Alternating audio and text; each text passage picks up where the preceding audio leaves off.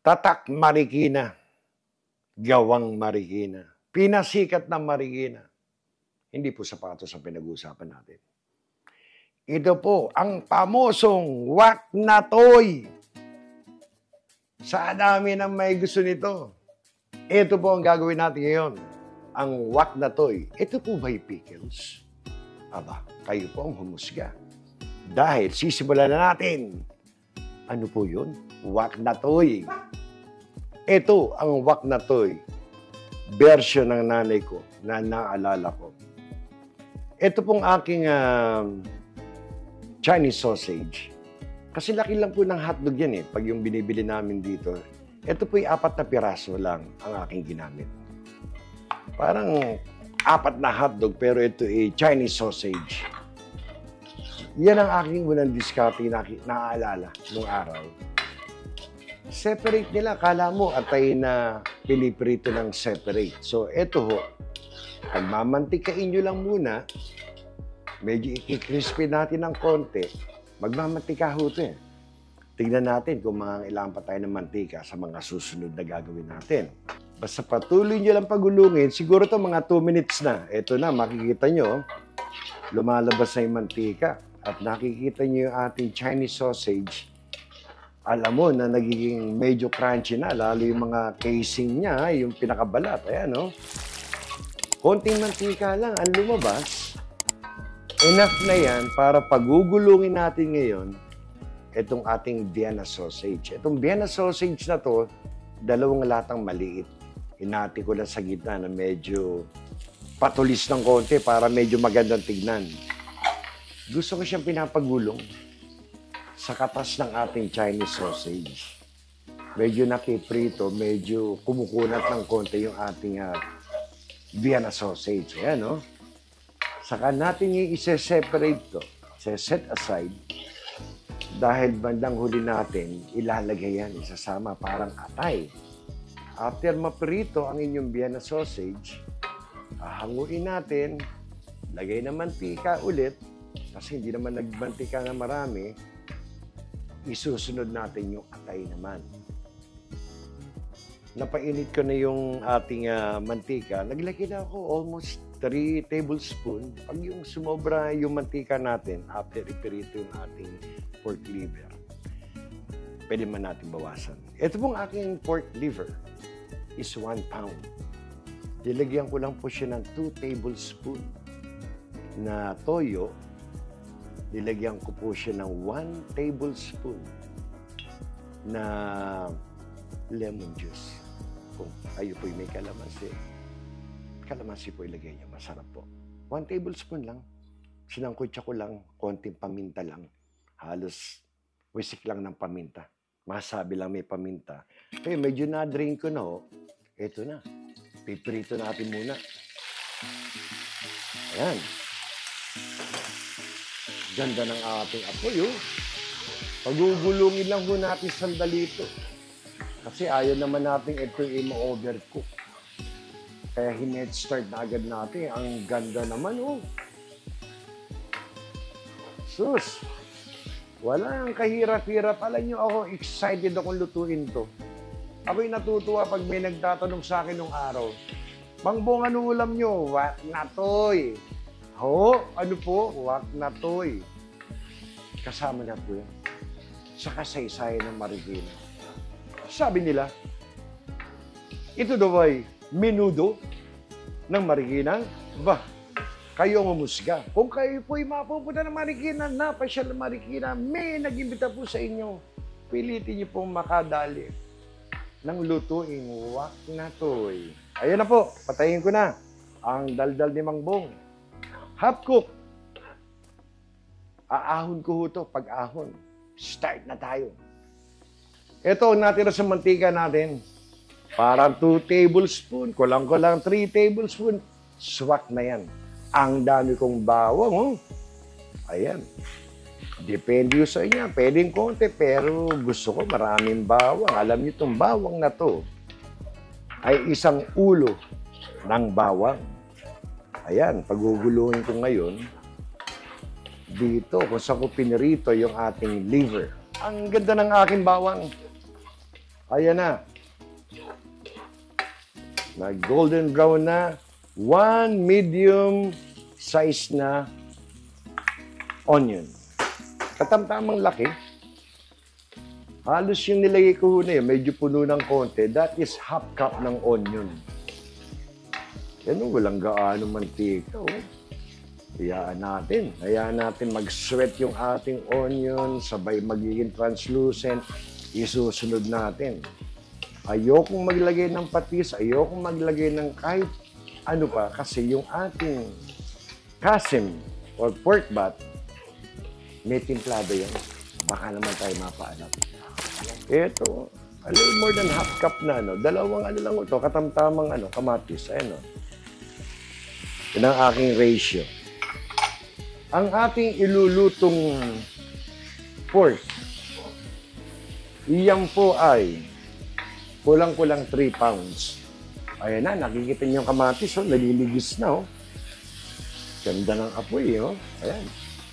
Naku, ganda. So ngayon, bago tayo masunugan, itong aking pork na binabad, dinrain ko na ho dito.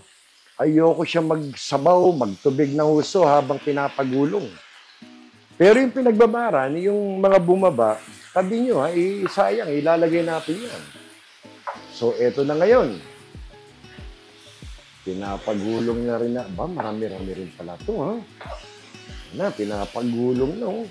Alam niyo, itong aking wak na to, isa sa nangungunang nag-request nito. Si Sir Jess Navarro. Napakagaling na pintor. Alam niyo, pagdating sa mga painting, saludo tayo dyan. Kay Sir Jess Navarro. Meron din po siyang Facebook, si Boy Busog. Lagi kasing busog. O, basta pagulungin na pagulungin, wala pa tayong dinadagdag ng kahit ano, ito yung pagmamantikain muna natin. By the way, ito pong aking pork, nilagyan ko po ito ng 1/4 cup na toyo. Ganun rin po ang aking lemon juice or kalamansi, kung meron kayo. 1/4 cup din po na lemon juice. Nilagyan ko po ng 1 teaspoon na pepper. Doon ko po minarinate. Yan po ang sangkutsa ng ating pork. Patuloy ko itong pagugulungin, pagmamantikain, at babalikan ko kayo. Ang ganda. Ito na, oh. Medyo nagmamantika na. Iba na ang kulay ng ating pork. Ang ganda na aking gisa. Amoy na amoy ko yung toyo, saka yung lemon juice na inilagay ko. I can imagine kung ito yung kalamansi. Sana maglabasan ng kalamansi yung aming mga supermarket. Ang hirap maghanap. O, ayan na. Iba na ang kulay. So ngayon, may lalagay tayo. Napakahirap pala nito pag nilalagay mo sa lagayan, ang hirap simutin. Itong ating oyster sauce. Dahil may toyo na siya, lalagyan ko lang siya. Siguro mga almost at least 2 tablespoons. Masarap po ito, malinamnam sa niya. Okay, 1. Yan, pwede na. 2 tablespoons. Pag nilagay ko sa lagayan baka yung 1 tablespoon matira. Okay. Worcestershire sauce, Bia Berries. Ito mga 1 tablespoon para mabumango agad. Saka natin ito pataputin. 1 tablespoon. 1 tablespoon na yan. Haluin natin bago natin ilagay itong ating tomato sauce. Gumaganda na siya, oh. Ang bango. Na-miss ko talaga. Ang wak na toy. Isang maliit na lata ng tomato sauce. Lagyan na natin. Ayan. Alam niyo, swak na swak lang to sa dami ng sa ganitong ratio ng aking pork and liver. Swak ho yun. Kayo, kung mas gusto niyo talaga mas maano pa sa tomato sauce, pwede niyong dagdagan po. Pero ito, sa nakikita ko, ang ganda. Gusto ko lang pagulungin ng konti, lalagyan ko ito ng mga Kahit na 1 cup ng tubig, saka natin tatakpan. Ayan. Lagay natin dito. 1 cup. 1 cup lang. Baka tayo matuyuan. Yan po ay 1 cup. Kitang-kita ko po ang aking tumbler. Mahalo nga ng konti ulit. Then, tatakpan ko na to. Iwanan ko muna kayo. At palalambutin muna natin ang ating ginisang pork. Ayan po.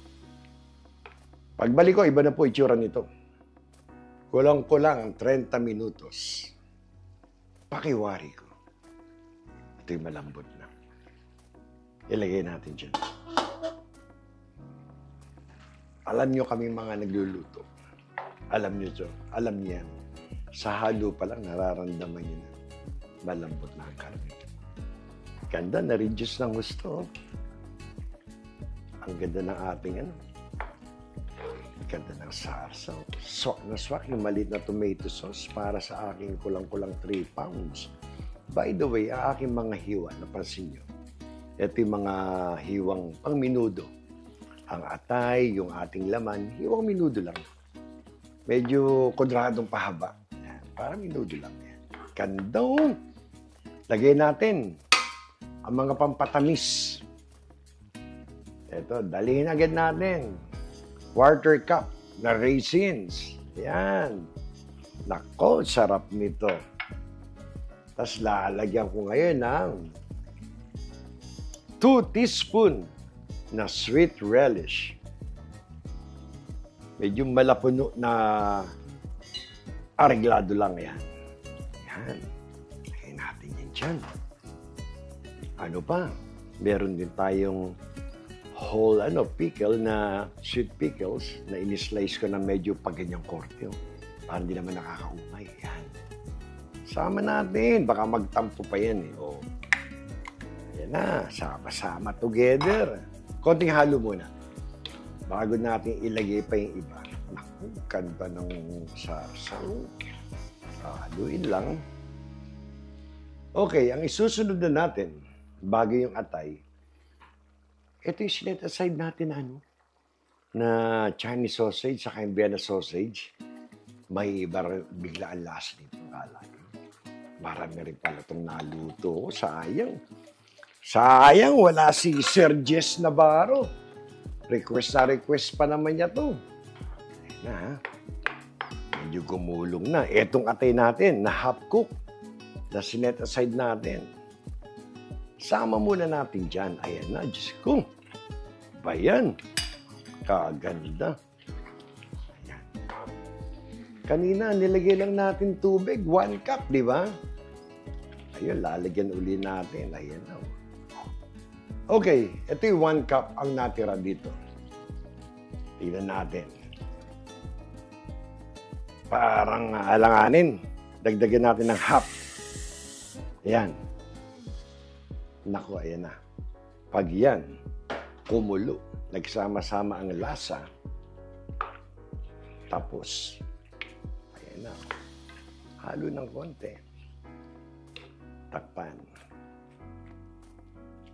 Alam nyo, habang tinatakpan ko ito, may gusto akong i-shout out. Nakakatuwa. Mga taga Santa Elena. Ito pa yung branch ng isang bangko. Bank of Commerce. Diyan sa Santa Elena, sa pamumuno ni Tonet Marin. Hindi ko alam kayo pala yung nanonood. Kung kayo malapit lang, sana napadalang ko kayo ng wak na to'y. Maraming salamat sa inyong suporta. Alam niyo po, kahit po ako'y nandito sa Amerika, ako'y nagbabangko sa Bank of Commerce. Diyan po sa Santa Elena, Marikina. Salamat po sa inyong suporta. Pagbalik ko po, lalagay ko ng carrots, lalagay ko na yung iba pa. Luto na ho ito. Alam niyo, mga 8 minutes ang binigay ko. 8 minutes para sila mag-blend. Ayan, oh. Tinikman ko habang wala kayo. Okay na, pero kulang sa linamnam. Kaya ngayon, nag-ready ako ng pampasarap. Yan, ha? 1 teaspoon of salt and 1 tablespoon na pork seasoning powder. Lagyan natin. Ito, ano na to? Swak na to. Dali na yan, dali. Habang haluin natin, i-head start ko na ang aking carrots. Ang carrots dito, medyo may katagalang palambutin. Ito namang aking patatas, wag lang hindi madilaan na mainit na sabaw, napakadaling lumambot. Ayokong siya ay magkaligis-ligis, baka maging mashed potato. So hinalo ko lang, ibigyan ko lang to ng mga 1 minuto. Na-drain ko ng ating patatas. Ito yung 2 malaking patatas. Ayan na. Ang ganda ng itsura niyo. Madami-damit pala itong wak na ito'y na naluto. Sarap. Si Veronica, nagsaing na agad. Nung nagpapalambot ako, sabi niya, magsasaing na ako. Ayan na. Lagay na natin. Red and green bell pepper. Half cup. A little more than kasi itong aking takalan, this is half cup. Lagyan natin dyan. Ganda. Ganda ng itsura. Ayan, halo uli. Takpan.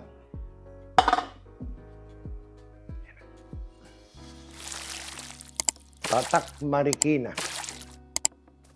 Gawang Marikina. Pinagmamalaki sa Marikina. Nasaksihan niyo po ang ating wak na toy.